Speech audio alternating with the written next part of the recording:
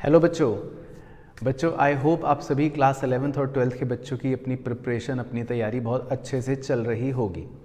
आज की ये वीडियो मैं बना रहा हूँ बच्चों आप सभी 11th और 12th के करंट बैच स्टूडेंट्स के लिए जो कहीं ना कहीं आगे जाकर अपने सीए फाउंडेशन का एग्ज़ाम देंगे।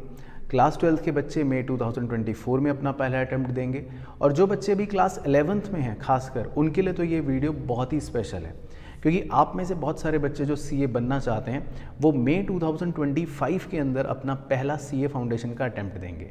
तो इस वीडियो में मैं आपको डिटेल में दिखाने वाला हूँ कि आपके सीए फाउंडेशन का सिलेबस क्या है, जो 4 पेपर्स हैं, और सबसे इम्पॉर्टेंट चीज़ कि आपको अपने क्लास 11th में अगर आप हैं या क्लास 12th में आप अगर अभी हैं तो कौन से चैप्टर्स को अभी से अच्छे से पढ़ें, ये मैं आपको दिखा रहा हूँ। और ये ऑफिशियल आईसीएआई के प्रोस्पेक्टस का सिलेबस है जो मैं आपको के साथ शेयर कर रहा हूँ चारों ही पेपर्स का। तो हर पेपर में आपको बताऊंगा कि क्लास 11th और क्लास 12th में कौन कौन से टॉपिक्स यहाँ पर आपको मिलने वाले हैं। तो starting with paper number 1। Paper number 1 हमारा है, देखो बच्चों, अकाउंटिंग का। ये 100 नंबर का एक सब्जेक्टिव पेपर होता है सीए फाउंडेशन के अंदर। अब इसके अंदर हमारे टोटल 11 चैप्टर्स होते हैं। जैसे आप यहाँ पर जो कंटेंट देख रहे हैं ये हमारे चैप्टर्स की संख्या है। चैप्टर नंबर 1, चैप्टर नंबर 2, इसके बाद चैप्टर नंबर 3, इस तरह से एंड सो ऑन। तो टोटल हमारे 100 नंबर के अकाउंटिंग के पेपर के लिए हमें 11 चैप्टर्स पढ़ने हैं। ये अब इन 11 चैप्टर्स के अंदर मैं आपको देखो ब्रीफ में दिखाता हूँ। हमारा जो चैप्टर 1 है वो basically theoretical framework class 11th के कुछ बेसिक थ्योरेटिकल चैप्टर्स पर बेस्ड है। जैसे आप चैप्टर 1 पढ़ते हो इंट्रोडक्शन, चैप्टर 3 पढ़ते हो जिसमें आपके कॉन्सेप्ट्स, प्रिंसिपल्स, ये सब चीज़ें होती हैं, ये इंपॉर्टेंट होता है। इसके अलावा भी कुछ नए टॉपिक्स आपको देखने को मिलेंगे जो आप शायद अभी क्लास 11th में ना पढ़ो डिटेल में, लेकिन ये टर्म्स, ये चीज़ें भी क्लास 11th में वैसे पढ़ाई जाती हैं। इसके अलावा अकाउंटिंग पॉलिसी, ये सब चीज़ें आपके लिए नहीं होंगी। तो मैं शुरू के 3 चैप्टर्स कह सकता हूँ आपके क्लास 11th के लिए हैं। इसके बाद जो अकाउंटिंग प्रोसेस चैप्टर है, देखो बच्चों, सीए फाउंडेशन के अंदर ये पूरा का पूरा आपका क्लास 11th का journal, subsidiary books, cash book, ledger, posting, ये सब चीज़ें, trial balance and rectification of errors. तो कैन यू इमेजिन कि आप क्लास 11th में सारे चैप्टर्स पढ़ रहे हो starting from chapter number 8, journal, ledger, trial balance, rectification of errors, cash book, subsidiary book, ये पूरा का पूरा जो ये 15 नंबर का सीए फाउंडेशन का ये चैप्टर है, ये आपका क्लास 11th का है। तो क्लास 11th के बच्चों देख लो कि आपका आगे ये काम आने वाला है। बैंक रिकन्सिलेशन स्टेटमेंट, ये पूरा चैप्टर जो आप क्लास 11th में बच्चे पढ़ते हैं एज इट इज़ सेम है। 5 से 7 नंबर की इसकी वेटेज है सीए फाउंडेशन के अंदर। इन्वेंट्रीज बच्चों एक नया चैप्टर है, आप कभी अभी नहीं पढ़ोगे। डेप्रीसिएशन क्लास 11th के अंदर जिन बच्चों को पता होगा ये भी एक चैप्टर है जो आप पढ़ोगे। काफ़ी हद तक 80% सिमिलर रहता है, थोड़ा सा इसमें नयापन है लेकिन फिर भी एक अच्छा इंपॉर्टेंट चैप्टर है। बिल्स ऑफ एक्सचेंज, अब ये क्लास 11th में हट चुका है, पहले हुआ करता था, तो मैं क्लास 11th लिख कर काट रहा हूँ क्योंकि ये पहले 11th में होता था। आई गेस कि आईएससी बोर्ड में शायद ये अभी भी हो, लेकिन अगर ये आप पढ़ रहे हो 11th में बिल्स ऑफ एक्सचेंज चैप्टर तो it is also part of CA foundation accounting paper. इसी तरह फाइनल अकाउंट्स, ये आप क्लास 11th के अंदर पढ़ोगे बच्चों। चैप्टर नंबर 19 बड़ा चैप्टर है, बहुत बड़ा, सेम यहाँ पर आपको मिलेगा, बहुत बड़ा चैप्टर, अच्छी वेटेज 10 नंबर।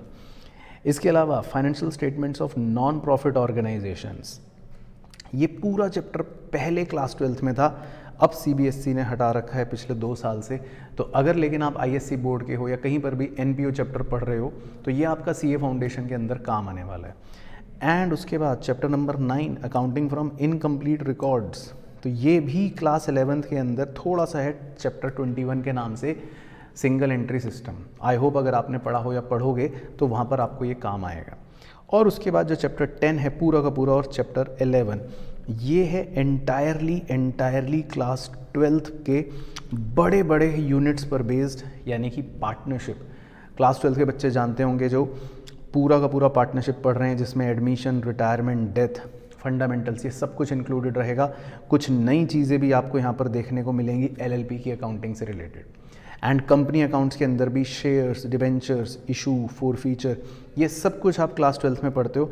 ऑल्दो कुछ नई चीज़ें यहाँ पर आपको जैसे रिडम्पशन ऑफ प्रेफरेंस शेयर्स या डिबेंचर्स या bonus issue and right issue यहाँ पर देखने को मिलेगा। तो बेसिकली ये आपका अकाउंटिंग का पेपर रहने वाला है बच्चों, जो 100 नंबर का सब्जेक्टिव होगा। इसके अलावा मैं आपको ब्रीफ दिखा देता हूँ, जो आपका पेपर 2 होता है बच्चों बिजनेस लॉज का, ये भी एक सब्जेक्टिव पेपर होता है 100 नंबर का। अब ये क्योंकि पूरी तरह से एक नया पेपर है, ना तो आप 11th में कभी लॉ पढ़ते हो ना 12th में पढ़ते हो, तो इसीलिए इसके बारे में हम डिटेल डिस्कशन नहीं करेंगे। लेकिन लॉ एक तरह से कानून होता है, जिसमें आपको मैं मोटा मोटा बता देता हूँ। ये कानून पढ़ने पड़ते हैं, Indian contract act, sales of goods act, Indian partnership act, ये नाम शायद आपने सुना होगा जो बच्चे क्लास 12th के हैं। इसके अलावा LLP act, companies act, negotiable instrument act. तो आपको बेसिकली 6 लॉज पढ़ने हैं। एक चैप्टर इसमें इंट्रोडक्शन का है, वो बेसिक है। तो ये कानून की बातें आपको सीखनी पड़ेंगी 100 नंबर के लिए।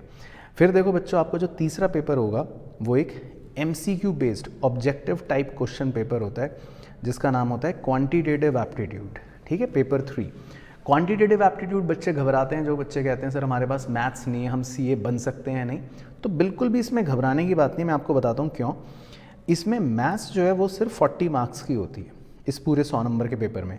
20 नंबर की तो आपकी लॉजिकल रीजनिंग होती है, और लॉजिकल रीजनिंग बहुत ही सिंपल, जैसे बचपन में वो पहेलियों वाले क्वेश्चन होते थे वो बेस्ड होते हैं। और स्टैटिस्टिक्स 40 मार्क्स की होती है, जो आप 11th क्लास में इकोनॉमिक्स में भी पढ़ते हो, और नहीं भी पढ़ते हो तो ये ईजी चीज़ होती है। तो इसके अंदर देखो, मैं आपको चैप्टर्स ओवरव्यू दिखाता हूँ। आई होप आप में से कुछ बच्चों ने 10th के अंदर 11th के अंदर ये सब सुन रखे होंगे।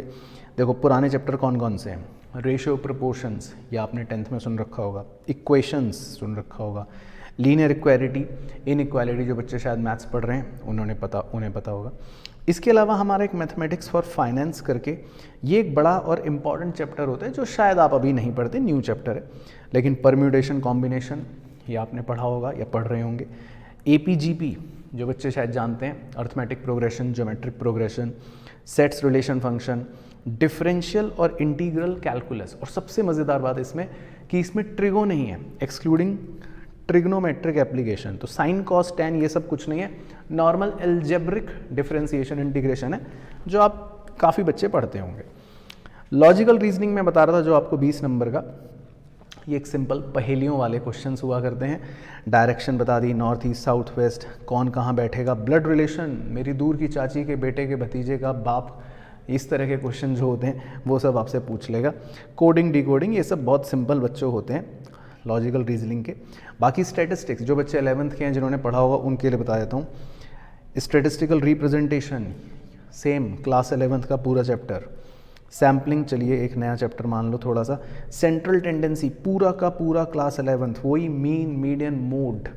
डिस्पर्जन उसमें थोड़ा सा नया है। प्रोबेबिलिटी जिन्होंने पढ़ा है। थ्योरेटिकल डिस्ट्रीब्यूशन, ये आपके लिए थोड़ा सा नया चैप्टर रहेगा। कोरिलेशन, ये आप क्लास 11th में सुनते हो। रिग्रेशन ऑल्दो आपके लिए नया रहने वाला है। इंडेक्स नंबर, सोचो क्लास 11th में जिन्होंने स्टैटिस्टिक्स पढ़ा होगा, लास्ट चैप्टर है, आप जानते हो। तो मतलब कि पूरे के पूरे इस क्वांटिटेटिव एप्टीट्यूड में अगर 18 चैप्टर्स हैं, तो ये आपके लिए कोई मुश्किल पेपर नहीं है। इसमें से अगर मैं वैसे भी बताऊं तो 30-35 मार्क्स तो आप ऑलरेडी पहले से पढ़ रहे होते हो कहीं ना कहीं, और जिन्होंने मैथ्स ले रखी होती है वो तो लगभग 50-60 नंबर का इसमें से कवर करके बैठे हुए होते हैं। और 20 नंबर का लॉजिकल रीजनिंग तो वैसे ही बहुत आसान होता है। तो दैट इज़ ईजी पेपर, और वो भी MCQ बेस्ड। 1 नंबर का एक क्वेश्चन है, तो कोई इसमें ज़्यादा आपको बड़े बड़े 6 नंबर क्वेश्चन सॉल्व नहीं करने। अब मेरा favourite paper number 4, business economics. 100 number का बहुत ही क्लासिक पेपर है CA फाउंडेशन के अंदर। जो बच्चे इकोनॉमिक्स पढ़ रहे हैं वो ध्यान से देखना, 2 मिनट और हैं वीडियो के ज़्यादा से ज़्यादा, लेकिन बड़े ध्यान से देखना। इसके अंदर आपको बेसिक इकोनॉमिक प्रॉब्लम्स क्या होती हैं, जो 11th के माइक्रो में पढ़ाया जाता है, वो कवर होगा। पूरा का पूरा डिमांड, पूरा का पूरा सप्लाई और कंज्यूमर बिहेवियर, यानी पूरा का पूरा जो माइक्रो में 11th में पढ़ाया जाता है वो कवर होगा। इसके बाद प्रोडक्शन एंड कॉस्ट, यानी कि पूरा का पूरा जो आपको माइक्रो में क्लास 11th में पढ़ाया जाता है वो कवर होगा। और 4th चैप्टर मार्केट्स, ये भी पूरा का पूरा जो आपका माइक्रो में कवर किया जाता है वो कवर होगा। तो अगर आप पूरे क्लास 11th की माइक्रो इकोनॉमिक्स को यहाँ पर ख़त्म कर लोगे 11th माइक्रो, तो आपके सीए फाउंडेशन के first 4 chapters exactly same cover हो जाते हैं। तो पूरी micro economics is equal to पहले 4 चैप्टर आपके सीए फाउंडेशन के। उसके बाद हम आ गए 12th में, नेशनल इनकम। 12th के बच्चे जानते हैं भयानक चैप्टर, जिन्हें डर लगता है उनके लिए है, लेकिन ये पूरा 12th में पढ़ा हुआ आपका चैप्टर है नेशनल इनकम।